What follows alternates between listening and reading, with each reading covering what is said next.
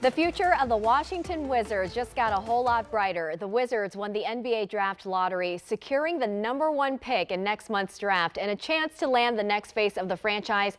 It's the team's first #1 pick since 2010, 16 years ago, when they selected John Wall out of Kentucky. And joining us right now to break it all down is Abdullah Ayyubi, co-host of Locked On the Wizards podcast. Thanks so much for joining us.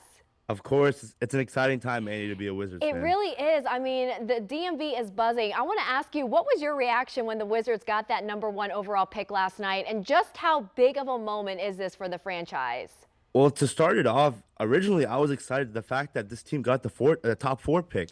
I was thinking that last year especially with our draft lottery luck, just not so well. But now that you get the #1 overall pick, there was a lot of emotions, excitement, especially considering the fact that this draft class coming up is very, very loaded with talent. That's right. There's so much potential.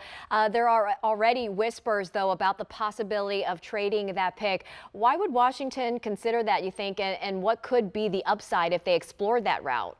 So it's funny because the team that got the second overall pick is the Utah Jazz, and #1 overall pick favorite AJ DeBonza has a huge connection with Utah, went to Utah Prep, went to school in BYU, and a lot of Jazz fans are speculating that he wants to make his way, kind of sort of pulling an Eli Manning to Utah. But if I'm Washington, I think you stick and pick.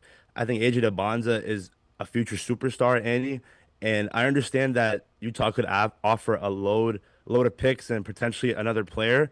But at the end of the day, stick and pick is the best direction, and I think AJ DeBonza is clear-cut superstar. You know, a lot of Wizards fans are looking at this roster and saying, look, we already have some star power here. We got Trae Young, Anthony Davis.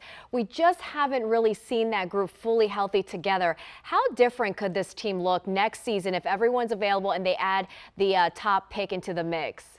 Yeah, it's funny because before the draft lottery, I was thinking that this team could potentially make the play-in, but I think the floor next season is the play-in, especially in the Eastern Conference. When you have a healthy Trae Young, it made a difference last season. A guy that can hold the floor down, be that point general. And AD, when healthy, is a walking 20 points and 10 rebounds a night. It's just having that mixture of Keyshawn George, Alex Sarr. And on top of that, you have Trey Johnson, the 6th overall pick from last year, Justin Champagnie. This team is very, very deep. And next season, Wizards fans should be excited. And I think so many people are, especially of this big news. Now, if they keep the #1 pick, when you look at the top of this draft class, who stands out to you as the best fit for Washington, and tell us why? Yeah, like I said earlier, AJ DeBonza is my guy, but the top 4 guys, honestly, they are very, very talented. You have Darren Pearson from Kansas, who is a mixture of Tyrese Maxey and Anthony Edwards, can score at all 3 levels at 6'6", with essentially a 6'10" wingspan. AJ DeBonza 6'10". Cameron Boozer, a consistent guy, definitely a plug and play. Caleb Wilson, I am really, really high on, from UNC, a kid who has baby Kevin Garnett / Giannis Antetokounmpo traits in him. And at the end of the day, going back to what I was saying earlier, if you got a top 4 pick, I was going to be excited. But now that you have the first overall pick, the Washington Wizards are essentially on the clock, Annie. And AJ DeBonza, everyone talks about best fit. In my opinion, in sports, you go best player available, and that best player available is the kid from BYU. That's right. You know, there's so much talk about this, so much to dissect, but we have to leave it there. Abdullah, before we let you go, co-host of Locked On Wizards podcast, where can folks find you?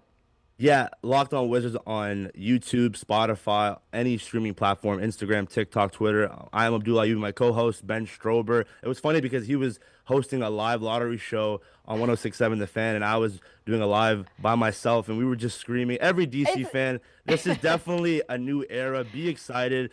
For all those Wizards fans that were under rocks the past couple of years, come back out. Come out to Capital One Arena. It's genuinely a different day in D.C. It really is, and I can't emphasize that enough. It's so exciting, and listen, the D.C. sports fans deserve this. Abdullah Ayyubi, thanks you so much for your time. Host of Locked On Wizards podcast. We'll be chatting with you soon. Thank you.